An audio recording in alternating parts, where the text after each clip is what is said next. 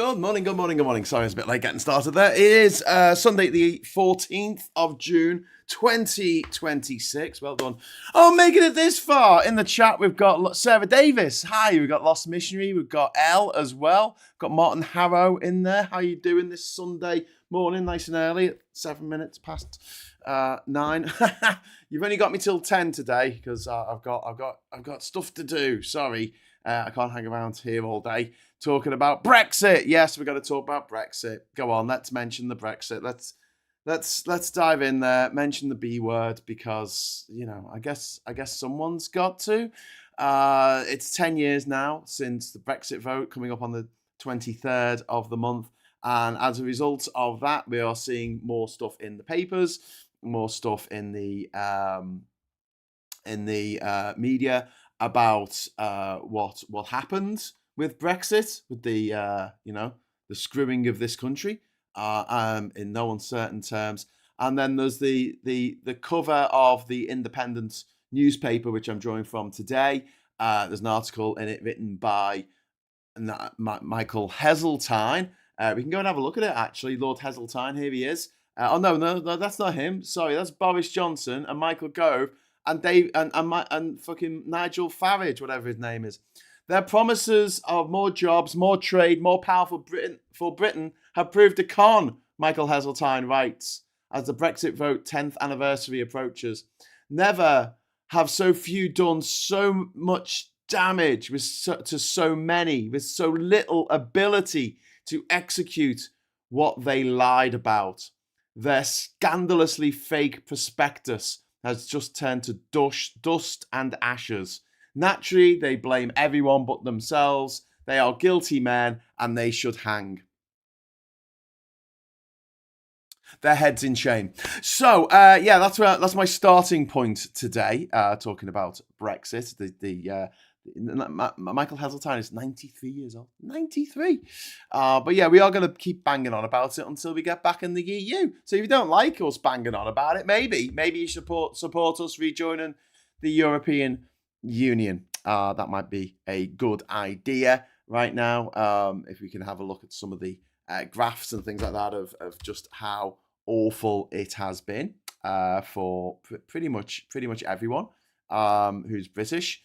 Including a lot of the people who voted for it, who were like, yay, we've got to get more power and sovereignty and less immigration, and we got less power, less sovereignty, and more immigration. Yeah. Hello, morning, Futums. Good to see you. We've got Martin Harrow in there. We've got Futum We've got John saying, morning, Martin. Hey, John, how you doing, mate? Who else have we got in the chat today? Sphere Lance is in the chat. Hello. And Elle, of course, Elle is in the chat. Hey, Elle, how you doing this morning? I hope you're having a good time. I just also congratulations to the Scottish football team for winning last night with a 1-0 victory over Haiti. But, I mean, this is a country we're talking about that has been, riven by, violent militias, crime, and ineffective governments for years, and basically being subjugated by countries around it, for years. And then there's Haiti. Sorry, little joke there, little joke. Don't. Fuck off, Graham. Anyway, they won 1-0 against Haiti, so well done. Well done, the Scottish football team. 87% of Scottish. I'm obsessed now. I'm sure 87% of Scottish people want to rejoin the EU. They wanted to stay in it, and they were dragged out against their will. But 87% of Labour supporters would vote to rejoin the EU. That's according to a Lord Ashcroft poll. 87% of Labour voters. That is absolutely bonkers. Anyway, where's the tank for that, Graham? Sorry, Sphere Lance. I should have got the squeaky tank out. This is for my friends north of the border. This is my doing. This is my squeaky tank. My shit show.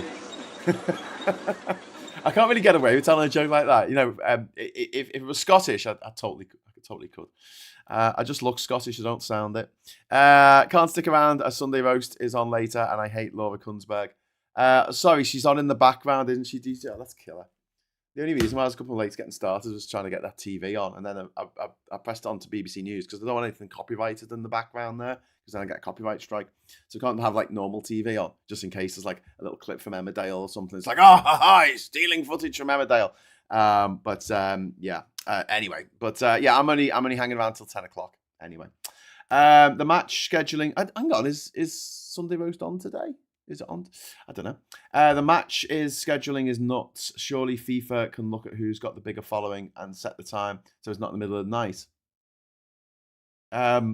Yeah, they could do that, but they're not going to. You know, they could have an afternoon match. An afternoon match in America. You know, on a Saturday, on Saturday afternoon. Maybe, I don't know. Maybe like they could have a kickoff at like 3 o'clock in Boston. Maybe they'll have a 3 o'clock kickoff. Imagine a kickoff at 3 o'clock. That will put it on in our country, in Scotland, at 8 o'clock in the evening. 8. Meanwhile, for the people in Haiti who want to watch, it's 3 o'clock in the afternoon, isn't it? No, it's not 2 o'clock in the morning. Not for those of you who don't know, the match last night was on at 2 o'clock in the morning. Because FIFA are just, hi, I'm FIFA. I've come to steal all your money and your skin and your bones. Anyway, let's get on to Michael Heseltine. Like Margaret Thatcher once wanted to do. Michael Heseltine, 93 years old, served in Margaret Thatcher's cabinet and was deputy prime minister under John Major. Heseltine's argument in this newspaper article that I just showed you the front cover of is rooted in his memory of the Second World War, including bombers over Swansea and the public joy when the war ended. Winston Churchill called in 1946 for a kind of United States of Europe. Heseltine stresses that Churchill said, we, not they. And the independent current campaign is called Europe the Way Back, built around reframing Britain's relationship with Europe rather than pretending the world of 2015 can be restored. We can't rejoin the EU because that would be forced to recognise trans women as women, and Labour don't want that. Well, Jenny, yes, exactly. We will rejoin the EU eventually, and yes, that will have to be reversed. I don't know if you've seen any of the comments that have been made by MPs in the last few weeks and in the select committees talking about this guidance that makes no fucking sense at all. And even people who are not, that fussed either way are saying, but it's unworkable. It's unworkable. Like, what are we supposed to do? What is the enforcing rules in this? And they're like, well, so give us a scenario. So we see someone who's trans and we think they're trans, maybe. They don't look, sufficiently feminine enough for me. I see them go into the women's toilets. Do I ring the police? Do we go and tell the staff? What do they do? The staff is one guy on behind the bar. But he's supposed to go into the women's toilets and chuck someone out mid-shit. Like, what? Unless they commit a crime in the toilet, then what's the actual problem here? And still, it's not an actual crime for a man to be in a women's toilet. It's not a crime. It's not a thing. It's not a... If a man goes into a women's toilet and commits a crime, hey, that's a crime. That's a crime. That's a crime they just committed there. Well, the good news is Tiny Tom was detained by the security services under the Terrorism Act as he arrived in the UK at Heathrow. All his devices have been seized and will now be examined. Good, because he is a terrorist threat, working for the Russians. Anthony says, as someone who lives in Ashton Makerfield, I enjoyed your watch-along question time. Would like to know what your opinion is, why the working class are moving more to the right. Money. Well, money for two reasons. The lack of money in a lot of people who are working their arse off, working 3 jobs and still barely keeping their head above the water. The stress and the distress that is causing a large number of people in this country is all about money. It's all about finance. Meanwhile, there's money on the other side, which is the money that Nigel Farage has got, been given to him, been gifted to him by foreign billionaires, and Rupert Lowe, foreign billionaire, Elon Musk giving him loads of money as well for Restore Britain. They're fighting out amongst themselves. There's money. This is all to do with money. Both sides. The right wing have got enough money to say to the, put out all of the disinformation, misinformation that they want. The shit fucking Labour government can't be asked actually doing anything about this, so they just go, oh well, maybe if we told the truth in a louder voice, then people would listen to us instead. And it's like, go on, then tell the truth in a louder voice. And Labour are like,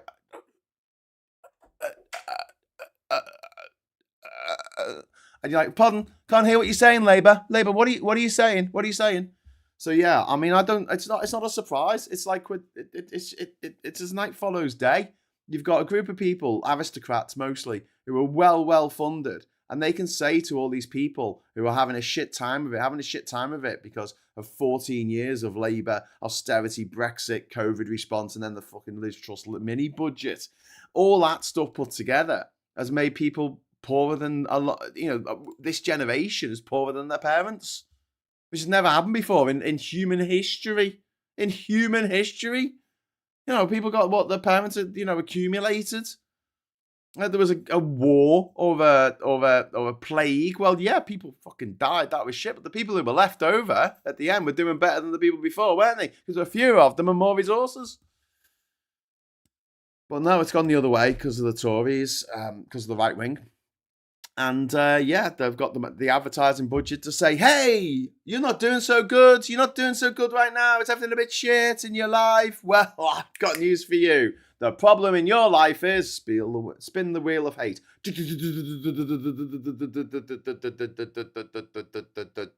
Migrants. It's migrants. That's the problem. It's people from other countries. Oh, no, it's asylum seekers. It's slightly different. Maybe. I don't know. Oh, it's trans people. Nah, single mothers. No, it's these kids these days. It's kids these days. Put those words together. Put them through people's letterbox. That's why people go for it. They're given simple solutions to complex problems. And the people who are selling it have got an absolutely massive budget. Advertising budget, marketing budget to market their lies, and no one's stopping them. No one's stepping in and going, you can't tell lies like that to people.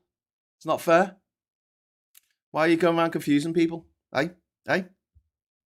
I'd like to add that fractionalizing and marginalizing different communities into little pockets of people that would want to come together doesn't help. Yeah, I agree. I absolutely agree. Honestly, I was really buoyed up by Andy Burnham's performance on Question Time a couple of weeks ago. I thought he was really good. And he said a lot of things that I wish that politicians would say more. And he wasn't as bombastic as I am. He doesn't need to be, does he? I mean, I'm on a YouTube channel. He's actually trying to run to be Prime Minister, for fuck's sake. So he needs to get people on board. But his job in that interview was to make it so that people, on that Question Time, was to make it so any refuckers watching it will go, oh, he doesn't seem that bad. I think I can stomach him. I'd rather have him than Starmer and vote for him. Nick some votes off the refuckers. Which is something that you just sometimes have to do. £5 million versus glasses and a suit says it all, says Anthony. Yeah. I'd like to add that. Oh, I've read that one. Divide and rule never fails. Yeah, but band of hardjaps, good to see you. You need a budget though, don't you? You need an advertising budget. I should get an advertising budget. Right, I'm gonna do a super chat goal. And then I'm quickly going to talk about all the stuff I've got to get through because I've only got 40 minutes. I got to do a short show today. Short shock of a show. Heseltine's Brexit charge sheet in this article in the Independent. He calls Brexit a self-imposed disaster for this country. It's not wrong. He says Brexit created barriers between British manufacturers and service industries and the UK's largest market. He argues that Brexit separated Britain from cultural, artistic, environmental and academic cooperation with Europe. It absolutely fucking did. He says British diplomats were left waiting in corridors while decisions affecting Britain were taken without British input. And then he links the Leave vote to post 2008 living standards pressure, anti-regulation policies, anti-immigration rhetoric, and racial prejudice. And he points his finger at the three men, Boris Johnson, Michael Gove, and Nigel fucking Farage, the three men who are responsible more than anyone else for selling Brexit. And also, he points out Dominic Cummings. Now, what's Boris Johnson, Michael Gove, Nigel Farage, Dominic Cummings? Let's keep going, shall we? Jacob Rees-Mogg, Aaron Banks, Richard Tice, Andy Wigmore, Isabel Oakeshit, Nick Ferrari. Who's that gobshite on the BBC? Anyway, all of those people I just listed off the top of my head, right? All those Brexiters that you saw, Daniel Hannan, that's him, Daniel Hannan, right? All of those fuckers who were doing opinion articles in the broadsheets and the tabloids going, you need to vote for this or everyone's going to die. Remember that? Remember that shit? Yeah? They all went to private school. Every single one of them went to private school. Do you not see the link? Do you not see the connection here? They live in a chauffeur-driven bubble, insulated from the rest of the world. And I can't stress this enough. They took from you your right to go and live and work and fall in love, build a house, start a business and retire in 31 other countries around Europe. They took that right away from you to do it hassle-free, just turn up, fill up your backpack, go and live in another country. We used to be able to do that. It was as easy as moving from Liverpool to Manchester. You had to find somewhere to live. You needed a job. You could be technically deported. No one ever really did get deported, I don't think. Not from this country anyway. But you had to work, fine. You had to work to have food anyway. They took that away from us. They didn't take it from themselves. They did not take it from themselves. They did not give that up. They sacrificed nothing. In fact, all of them made a load of fucking money out of this. A lot of money. They didn't take it from themselves and they didn't take it from their kids. Our kids have got no right to fall in love with someone from anywhere else but this rock. Maybe someone from Ireland. But other than that, no, it's going to be too difficult. It's going to be impossible. I mean, you've got to be earning £38,000 a year to have someone to marry someone who's not from this fucking rock. And if you've got that money, you're sorted. Nigel Farage's kids have got German passports. They can do what the fuck they like. Tommy Tenname has got an Irish passport. He can do what the fuck he likes. Boris Johnson has more money than fucking anyone. He can go anywhere, do anything. Be anyone he wants to be. Not even just in Europe, but around the world. He never gave up his right. As someone who travelled to every single country in the motherfucking world without motherfucking flying, it pisses me the fuck off that I've had my rights taken from me by people who were not prepared to take them from themselves. Those are the motherfuckers who will strap a bomb to someone else and kick them out into a crowded market. That's the type of person they are. They wouldn't wear them themselves. Solidarity, Reg. Yeah, Reg from Monty Python. That's what they are. Send everyone else out to fucking die.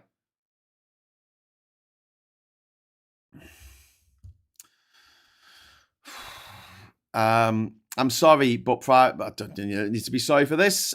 Chris saying this. I'm just gonna take that bit off. Private schools are breeding grounds for psychopaths, abusers, narcissists, and delusional people. Yes, they are cunt farms. They are rich borstalls.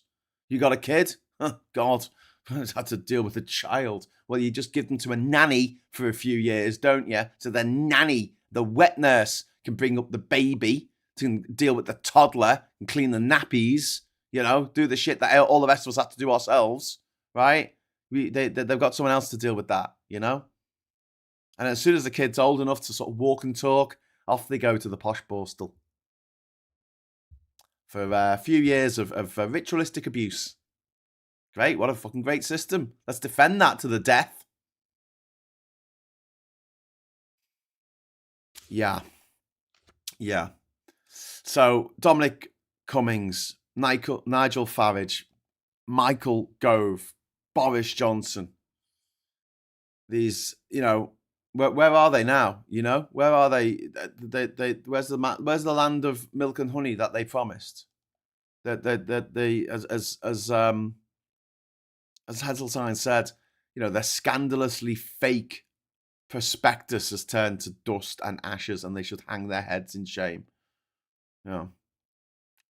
And we know that Brexit has cost an absolute fucking fortune. There's a study in America, right? So it's unbiased because they're in America, they don't care. And they reckoned up to 8% of our GDP has been knackered. Year on year. Year on year. That's 200 billion pound a year. Half of which would have been collected in tax. That's 100 billion less for our tax for our chancellor to spend on mental health services, on fixing the potholes, in educating the children, our children, in putting in new lines to make sure that our grid is sufficient, putting in new solar panels and wind turbines so we're not reliant on dirty, filthy fuel coming in from the Middle East or from Russia or from Southern Africa or somewhere, you know, hundreds of thousands of miles away. And Rachel Johnson wrote a thing in the Independent this week. Rachel Johnson, privately educated, of course, she's allowed to be on LBC for God's sake. But she wrote in the Independent about Boris Johnson's two columns that he wrote in February 2016, one for Leave and one for Remain. Apparently, David Cameron texted Boris Johnson saying, bottom line, as your PM and your friend, I need you in. And George Osborne, Gideon Osborne, his real name is, he's privately educated as well. So is David Cameron, by the way. Everyone I'm going to be talking about today went to private school, pretty much everyone. I mean, if that doesn't make you realise that it is very much them and us, I don't know what will. I know there's a lot of people out there who think that they're free thinkers. They think that they come to their own decisions in life, the universe, and everything, but they really don't. We're all shaped by our experiences. We are all tinged in some way by propaganda, and it is hard. It is hard to navigate life and take it all in because there is a lot of information out there, and come to your own conclusion that hasn't been sullied by the bullshit that's out there.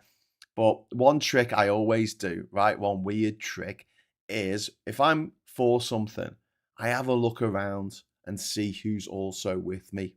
And I'm not saying that on any given bloody thing that you want, everyone on your side is going to be freaking awesome, right? That just doesn't happen, right? But there are some things like Brexit where you look around and you're like, who's on my side? And it's all the posh boys, isn't it? All the posh boys, the Tory civil war that spilled out across the nation. Who's on my side? Vladimir Putin. Vladimir Putin, yeah. Donald Trump, yeah. He's marching with me out of Europe, getting the UK out of Europe. Who else is on that side? Like every fucking racist in the land is behind you, marching down the street. Every Nazi, every far-right political pundit, every xenophobe, every single one marching behind you. I'm not saying that everyone in the Remain camp was fucking, Gandhi. I'm not saying that everyone in the Remain camp was sweetness and light, and there were some people who have turned out to be scumbags who were in the Remain camp. Don't forget, J.K. Rowling was in the Remain camp. I think Graham Linehan was in the Remain camp, which isn't great. But it's not like every single homophobe and every single transphobe was behind us. Whereas every single racist in this country voted for Brexit. Every single one. Not everyone who voted for Brexit was racist, but everyone who's racist voted for Brexit.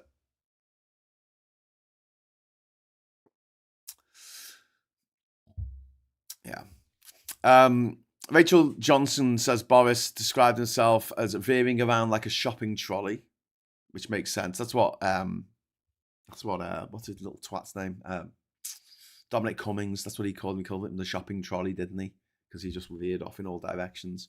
And Osborne calls Boris's choice to back the Leave vote a Game of Thrones. It's a game. It's all a game to these people. Boris's unpublished Remain column warned that Brexit could cause an economic shock. Funny you say that. The same draft warning said that leaving could boost Scottish independence, which it definitely has. It also warned that Brexit would, and this is what he wrote in his column that he didn't publish. It would put lead in Putin's pencil.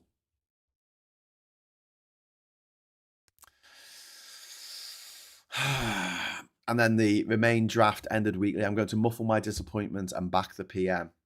And her verdict on this was that the Remain piece was really a second leave column. But still, the fact that he wrote one column saying that we should stay in the EU and one saying that we should leave just goes to show how unseriously these motherfuckers took this whole thing. So there's a TV show on at the moment on BBC Two called Brexit, a very British civil war. And it's got interviews with the likes of this gobshite, what's his name, Boris Johnson, and Michael Gove, and all these horrible little twats, right?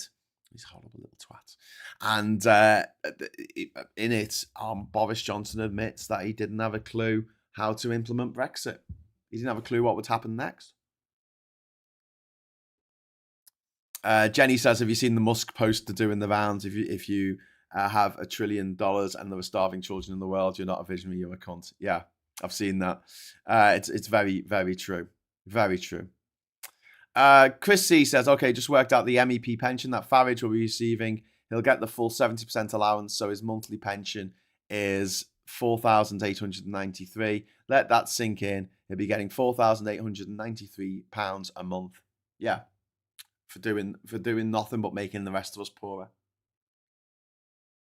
He feathered his own nest and fucking put a fucking cuckoo's bloody egg in ours. The referendum was not legally binding. It was an advisory vote only. Yeah, that was used by the other side for both things, what they wanted to achieve. One, they said, yeah, we have to do this because we had this referendum now, even though it wasn't legally binding.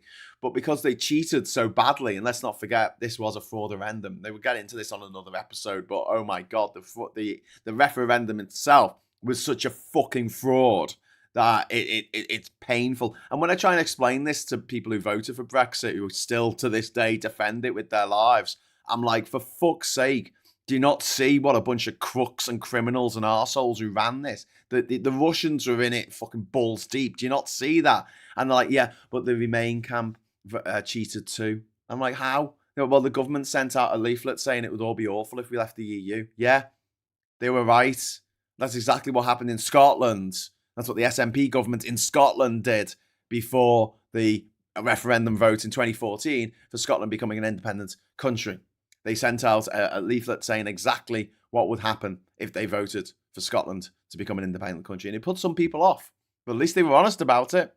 At least they actually bothered to write a fucking manifesto. You know, a vision, a blueprint for the future. What did we get from the Brexiters? 3 fucking words. Take back control. Have you taken back control yet? How's that control feeling? Does it feel good to have control? Finally, after all these years, that control, fucking hell. That was good, wasn't it? We took it back. Yeah. Whew. Sovereignty. Look at all the sovereignty we got now. Fucking going to the Washington, D.C. on our hands and knees begging Trump not to put a big tariff on us. What's happened with the tariffs? I don't know. Nobody knows. No one's mentioned it for a while. Has he got rid of them? Are they still there? Who knows? Not really. It just went on a tangent. So private school, yeah, no respect for other people's privates. Boris Johnson's sister was on LBC saying that Andy Burnham wouldn't make a good PM because he's untested. Boris Johnson's sister. How is he untested? Like, what a fucking load of bollocks. Right, first of all, Boris Johnson's sister, good point. But secondly, Andy Burnham's been in charge of Greater Manchester, which is bigger than some countries, for the last 9 years. He also was in government under Blair and Brown back in the 2000s. So what the fuck are you talking about? They're not having any leadership. He's untested. Fucking Boris Johnson. Jesus Christ. Anyway, take back control. David Cameron reportedly offered Boris a major cabinet role during a tennis match in Winfield House. The official Leave campaign's defining slogan was "Take back control." Leave.eu pushed the breaking point poster on it, showing a queue of migrants with all of the white people cropped out the picture. There were white refugees in that picture. And Bob Geldof's Thames stunt against Farage's fishing flotilla made Remain look elitist and out of touch. Gordon Brown rejected a joint appeal by living ex-prime ministers because he feared it would look like an establishment stitch up. So Gordon Brown did not show himself in glory. The EU did not shower themselves in glory, and I'll do a whole episode on the EU and how they fucked up in the whole Brexit thing by going, no, this is a thing for Britain. Yeah, we'll get into that. But before then, super chat from Rob Wales. Hey, Rob. Rob, you're going to rob Wales, are you, Rob? Don't rob Wales. Wales is a lovely place. Why would you want to rob it? Oh, because it's got all those nice mountains, I suppose. Yeah. LGBT rights are under threat. Solidarity. People like you are needed more than ever. Carry on being you. Aw, thank you, Rob. That's very kind of you. And we've got some lovely little colourful hearts there. And some pride flags. Pride flags. Pride flags. It's Pride Month this week. Hence the pride flag on the couch. Anthony says a lot of people that voted for Brexit died before it actually came through. As they were old, they were voting on something they had no choice of living through due to their age. Yeah. Anthony, it pisses me off. So many older people, even 10 years later, are still like, no, we should do this. We should definitely do this. They've screwed the kids. They've fucked the kids. It's like a fucking pedo island all over again. They've fucked the kids because the kids haven't got as many freedoms and opportunities as they used to. No wonder unemployment's going up. No wonder people are leaving university with, mad skills and no job. Do you know why? Well, because there used to be a time when you could go and use your job to work in Europe and then work there for a few years and maybe come home in your mid-30s, settle down, have kids, whatever. You can't do that anymore. Nigel Farage took that from you. He took it from me. Took it from my stepdaughters. I'll never fucking forgive the cunt. I honestly hope that bad things happen to him. Very, very, very bad things. Very bad, painful things happen to him. I know you're not supposed to wish that kind of thing on people, but I've got a list of big, beautiful days coming up over the next 20 years. A list of big, beautiful days. I cannot wait. Jeremy Corbyn. Let's talk about him for a moment. The previous leader of Labour. I usually don't mention his name on this channel. But he had a long record of Euroscepticism since before becoming Labour leader. Corbyn campaigned for Remain only under pressure from the other MPs and party members. Gordon Brown wanted Labour leaders to make the case for leading Europe, not leaving it. But Corbyn refused to share a platform with David Cameron. He refused to share a platform with Tony Blair. And the Remain side failed to make a strong emotional case for free movement, European identity, and a shared democratic security. And we were there, I was there at the time saying, let's all march together. And the Labour lot at the time were saying, no, we don't want to see a single EU flag. Do not want to see a single EU flag at our marches.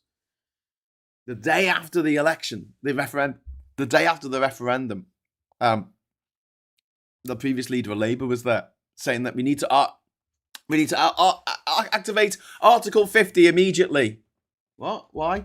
Why do we have to do that? Because we got to. The people have spoken. It's an advisory referendum that was put together by your political rivals. Like you're supposed to be the head of the opposition to the government. Yeah, but Article 50. It's very nice. You got to trigger that 2 years. Then we got to negotiate some kind of deal and all the people. Okay, you're gonna help anyone in that time? No, I'm not gonna do anything. Actually, I'm gonna do absolutely fuck all the whole time for those whole 2 years. Well, it ended up being 2.5 years. I'm going to do nothing. Nothing. Nada. And then the following February, he had a vote. No, they didn't have a vote. The government, the Tory government, the right-wing Tory fascist-like fucking government had a vote to activate Article 50. And did the leader of the opposition tell his MPs to oppose the Tories' flagship legislation to activate Article 50 without any provisos, any amendments, any kind of any safety net for European EU citizens living in the UK or British citizens living in the EU? Nothing. 3-line whip. Not just not opposing, not just, I don't know, abstaining or something. Not giving a free vote to his MPs. No, a 3-line whip. That's what he did. For the Tories' flagship policy that he knew would damage workers' rights in this country, that he knew would damage the economy, that he knew would make the poorest people in our society even motherfucking poorer. And yet here we are, 10 years on, and some people, he wasn't given a choice. He wasn't given a chance. He wasn't given a chance. Fuck that shit. That crusty old knobhead, who was also privately educated, by the way, went to a private fucking prep school, because of course he did. He lost the referendum. He lost the general election. Then he lost a load of local elections. Then he lost the European election of 2019. Then he lost the second general election. What a fucking loser. And people are like, he wasn't given a chance. He wasn't given if only they'd given him a chance. And they're like, and then this new people came into Labour, and well, actually, it wasn't the new people; it was the old people who had been there before. Before he was there, and they got rid of him and all his mates. Yeah, because they were shit and couldn't win an election. The fuck is wrong with you? It's not a protest party, okay? You know, it's not a pressure group. It's not a campaign group. All right, it's not Greenpeace. It's not Oxfam. All right, it's something. It's a party. It's a political party. The idea is you're a political party, and one day you'll be government. Okay? It's more important to win the votes. You need to win the votes. Win the votes, and you're getting. But he got more votes. He got more votes than Starmer did when he. Yeah, but he got votes of people who will always vote for the Labour anyway, or vote left wing. It's not them that are important when you're winning in this country. You need to get Middle England along with you. You just have to. I'm sorry, that's the shit system that we've got. I'd love it to change, but as it stands, that's the system we've got. You've got to get rural areas on side. You've got to get places that feel left behind on side. You've got to get people who are socially conservative on side. I mean, this does not mean in any way, shape, or form that you have to go after trans people. That's a completely separate issue. Yeah. The defenders now, it's just like, what did you want us to do? Did you want us to keep him on for another election loss? And then we could have had 19 years of the Tories? Do you want to keep him on forever? And now, I'm sorry, but the Your Party thing has just proved everyone who hated that little fucking Klingon since the beginning, absolutely right about everything. Absolutely right that he was fucking useless. He's such a kind man, isn't he? No, he's a fucking idiot. He's a fucking Forrest Gump of fucking politics. Except no, he's a fucking worse than Forrest Gump. At least Forrest Gump had some talent. He could play fucking ping pong. Honestly, I know I shouldn't go off on one about this guy because it should be like Joe Swinson, you know, at this point, the leader of the Lib Dems, who was shit, who was shite. And now everyone who supported her at the time in the Lib Dems said, yep, she turned out to be shite. There is no clamour to bring fucking Joe Swinson back to frontline politics. There's no, she was betrayed. She was betrayed. She had some great ideas. She put her face on the side of a bus and said, here's your vote for the Lib Dems. She got a chance to stand up and ask the Prime Minister of the day a question. And the question was, when are you going to stop doing this Brexit thing? Well done, Joe. Great question, you fucking idiot. There's no fan club. There's no fanboys for Joe Swinson. There's no like Lib Dems going around, gnashing their teeth and rending their clothes. Going, Joe Swinson. Because why would you? He wasn't given a chance. What about fucking Ed Miliband? He lost one general election and that was it. He was yeeted. Most Tory leaders, like, what's his name? That little gobshite. William Hague. Right, he got yeeted in 2001 because he lost the election. Then we had Michael Howard, was it? Was he leader for a bit and he lost the following election? Or was he yeeted before? Yeah, and then wasn't there someone else? Wasn't there Ian Duncan Donuts? Wasn't he leader of Labour for a little bit? Sorry, Labour, the Tories. Easy to get them mixed up these days. Wasn't he leader for, I can't remember. I'm sure Michael Howard was. Something of the night about him. Anyway, he lost the fucking election. He was yeeted out the job. Because your job as a politician is to win elections. At the time, there were stories that said, you think he's unelectable? You think, the previous leader of Labour, you think he's unelectable? Think again. And I was like, no, he is unelectable. And he was. And he was. He fucking was. Anyway, the polling has shifted, right? So Ipsos and King's College London and UK and a Changing Europe polled 2,245 adults aged between the age between the 15th and the 20th of May 2026, and 48% now support another EU referendum. 61% say they would vote to rejoin if a vote was held. 61%. That's really good. It's not good enough. I want it to be 70% before we go into this. I want it to be 70%. John H. Hey, thank you very much, John H. with a £10 super chat. My dad had a financial advisor from Lloyds Bank, and she banged on at him about leaving the EU and how we would be free and richer. Imagine how many homes she did that in. Anyway, my dad died before the referendum. I'm sorry, John, to hear your dad died. But yeah, like there were people out there who were just giving out misinformation and going, "Oh, it's going to be a land of milk and honey." When anyone with any sort of objective view on this went, "What? You're putting up barriers, trade barriers with your closest trading neighbours. You can't do anything about geography. Look at the Strait of Hormuz. Look at the Strait of Hormuz. You can't do anything about geography. All right? If it's there, it's there. That's it. That's the rule. If it's there, it's there. And that'll affect your relationship with the countries around you. Putting up trade barriers when we had the sweetest deal on the planet with the EU. The best deal. We got a massive fucking rebate negotiated by Thatcher. We had our own currency. We weren't part of Schengen. You know, we had a load of opt-outs for a load of stuff that the EU were doing. I mean, I didn't necessarily agree with those opt-outs, but we had them. 38% are now calling the referendum, say that calling the referendum was the wrong decision in the first place. Professor John Curtis say voters see Brexit as a big disappointment and not worth it. Project Fear became Project Here, and the warnings that were dismissed by the elites in 2016. Oh, it's all Project Fear, isn't it? Yeah, more. Then that's now lived experience. And, you know, Europe is security for us. It's not nostalgia, you know? It's not like I'm having a little tear in my eyes of thinking the days of fucking Tintin and Asterix. Couldn't give a fuck about that side of it, to be honest with you. In the greater scheme of things, it's not that important. What is important is our fucking security, our defence. 60% of the population wants more cooperation with Europe on defence.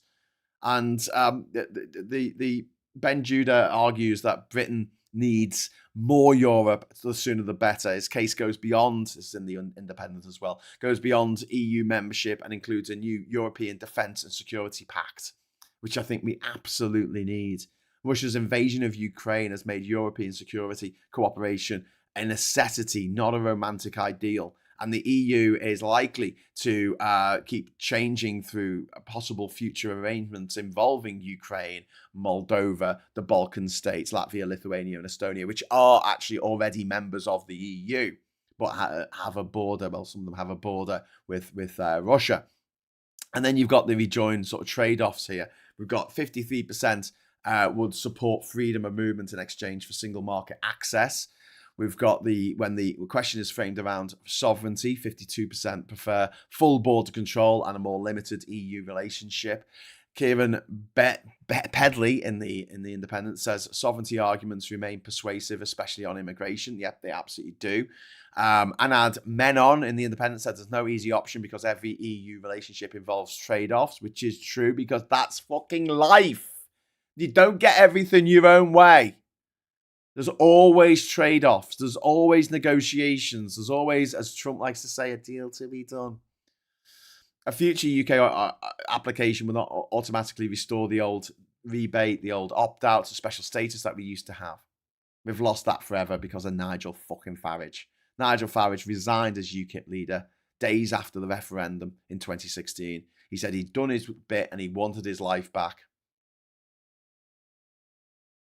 He did not negotiate the withdrawal agreement. He did not implement the post-Brexit immigration system. His current line is that Brexit was being betrayed, allowing him to sell a second version of the same fantasy. And this is a fucking lie, right? Because after not wanting to be involved in Brexit anymore, he created the Brexit Party. And in the 2019 European elections, his party took a fuckload of votes, right? And they were going to go on to the general election, funded by mysteriously funded fucking think tanks and people living in other countries and all this kind of shit, and who are like dead rich and give them money. And it looked like he was going to run a MP in every single constituency in Great Britain for the Brexit Party, which would have damaged the Tories' chances of winning the election outright. So he had a chat with Boris Johnson. He had a look at what Boris Johnson was selling in terms of his exit deal with the EU, and he said, "This is brilliant. This is great. Yeah, this is wonderful." And so he told a lot of his MPs in areas that the Tories were likely to win to step down, allowing, opening the gates for Boris Johnson to have an 80-seat majority and get his version of Brexit through, the Brexit version that Nigel Farage supported. Don't let him forget that. This is the same Nigel Farage that said that the Liz Truss mini budget was the best budget since Thatcher. So yeah, take back control. That's what they said. Boris Johnson's government failed to reduce immigration after leaving the EU. Their failure made the Leave slogan look incredibly hollow, and the end of free movement did not create a settled immigration system, but far from it. Brexit turned immigration into an even more toxic political battleground, which is what they wanted. In the same way that the dictator, the cruel and capricious and evil murderous dictator of Russia, a guy called Vladimir Putin, in the same way that he has told his Africa Corps, and that's literally what they're called these days. It used to be called Wagner, his group that go into Africa and kill and maim and murder and cause chaos and cause coups d'etats and armed insurrections and smuggle loads of fucking weapons into Africa and cause absolute fucking carnage there. Why do they do that? To create refugees. To create refugees to come into Europe, to destabilise Europe. Because it's very easy for the right wing to point at refugees and go, look, refugees, aren't they bad? Haha. Now, the problem with the British fash was that the people coming from other countries, the French, the Germans, the Polish, the Romanians, the Greeks, the Spanish, the Portuguese, they didn't necessarily, look like the baddies. They didn't necessarily look black or Muslim or South Asian to anyone walking down the street. So you might be walking down the street, see a couple of Polish lads on the other side of the street, and just go, keep walking. You don't know they're Polish. There's nothing obvious unless they're talking Polish very, very loudly at each other. You got no obvious cue card to go on that. And so who was it who complained about the Poles the most? The plumbers, the electricians, who said, "Oh, the Poles are taking our jobs." But everyone else, you walk down the street, you don't know if they're Polish or not. All the racists walking down the street, they just see two women walking down the street. They don't know if they're Spanish. They don't know if where they're from. But if they're from Africa, if they're Muslim, they're from the Middle East. If they're from India, it can be a little bit obvious. And that's what the fascists want. That's what the racists want. They wanted to stop people coming from Europe because they weren't really identifiable as immigrants at a distance, and swap them out for people who may or may not be immigrants from a distance.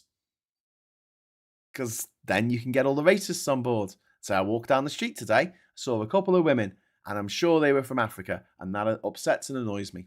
I saw a family moving in one of the houses down my street, and it looked like they were from India. Oh, I hate that. Whereas they were just a white family moving in. Why would they know? Why would they notice unless you talk to them? And that was that they sat around the table and they decided this. This was decided. This wasn't something that was, just a happy coincidence. This absolutely happened. They went, let's pull out of the EU and then let's get loads of people from other places other than Europe to come here to fill all the jobs that the EU citizens were doing. Brexit was a con from the start. It's now recognised what Farage is doing now. In 2026, it's just an escalation of a 20-year plan to knock the country over. Absolutely. Listen, I've got to go in 3.5 minutes, or 3 minutes and 20 seconds. So if you want to drop a super chat in so we can have a confetti cannon before the end of the show, you are very welcome to do so. But I'm saying you should probably get going with that now, because otherwise we will run out of time and we will not get our confetti. I'm sorry to say, we won't get our confetti, which will be entire. Is Diz even in the chat today? Is Diz? Are you there? Diz, tell him to confetti me. Anyway, yeah, Refuck now benefits from the anger created by Leave politicians, not delivering. And Nigel Farage has the fucking brass neck now. He's got the brass neck to say, oh, this wasn't the Brexit that we voted for. Yes, it absolutely fucking was, because no one knows what the version of Brexit they voted for was. And let's not forget, right, to go back to my main point, right? These motherfuckers who I fucking hate, and I cannot wait for their big, beautiful days to come. They cannot come soon enough for me. EU membership gave British citizens the automatic right to live, work, study, fall in love, get married, retire across much of Europe. Brexit removed that right from young people who were too young to vote in 2016. That's what they did. They took it from you, they took it from me, they took it from our children, they took it from our grandchildren. Wealthy Brexit campaigners can still use money, contacts, property, professional status to access Europe, live anywhere they want, do anything they want, work in Europe, retire in Europe. They have to worry about 30 days, 3 months on, 3 months off. Ordinary students, artists, workers, freelancers, pensioners, and small business owners face the real restrictions that the wealthy, the landed elite, the aristocrats, the aristocunts put on us. But they didn't put it on themselves. And that is the hypocrisy at the heart of Brexit. And whenever you're talking to a Brexitter, right, ask them this. Just say to them, justify this. Justify this one thing. Why did they take it away from me and my kids, but they didn't take it from themselves and their own kids? If it was so good. They did not take that freedom. They did not steal that freedom from themselves or from their own children. But they did. They stole it from us. And I will never, ever fucking forgive them. Ever. In my entire life. They are the scum of the earth. And Nigel Farage, there are enough bad things to happen to that man. He's an absolute fucking scumbag. And if you know anyone, and I'm sure you do, who thinks he's all right, just point this out to them, please, at some point in the future, if you're still talking to them. I don't know. Anyway, can we actually have confetti without Diz? Yes, we can have confetti without Diz, Chris. Diz isn't here, says Martin Harrow. And Richard says, oh, go on then, confetti. But unfortunately, we haven't got the last super chat in. We needed one more super chat, and then it's 10 o'clock. I've got to wrap up. I'm so sorry. We didn't get our confetti today. We nearly got over the line with Martin and Richard's generous contribution there, but we didn't quite offload the confetti cannon in the. Well, I suppose it's my own fault for doing a 53-minute show. But yeah, gotta go now. Sorry, hard finish at 10 o'clock. So I'll just say thank you so much for watching. I'll be back tonight with a special edition of the Sunday Night Social, where Mike Galsworthy, my birthday buddy, of Scientists for EU and also the European Movement, will be joining us to talk about 10 years on since Brexit, 10 years on since that fucking vote, and we'll be getting into it with Michael tonight. So if you want to join us for that, you are very welcome to do so. That's 8 o'clock tonight, and yes, Saz, you awesome person, you. Thank you so much. You have fired off the confetti cannon. So is Martin Harrow as well. Here you go. 3, 2, 1, confetti. That didn't work. Hang on. Turn it off. I don't know why I turned it off. 3, 2, 1, confetti. Okay, let's get this cannon loaded. Okay, right. Come on. Let's light the confetti. Third time lucky. Good stuff. Thank you very much. Okay, so where was I? Oh, I was talking about tonight. Okay, so join us at 8 o'clock tonight. Give us a like before you go. Give the like a lick. If you're not subscribed, please subscribe. And if you have if you hit the bell notification icon, it'll let you know when we're going live. We're going to get into it tonight. We're going to be talking about Brexit and how it has affected all of us. And in the run-up to the anti-Brexit march, or the Rejoin EU march on Saturday in London. So please join us for that tonight, 8 o'clock. Until then, thank you very much for watching. Thanks for the super chat. I've been Graham Hughes. You've been awesome. And until next time, hello, good evening, welcome, and goodbye.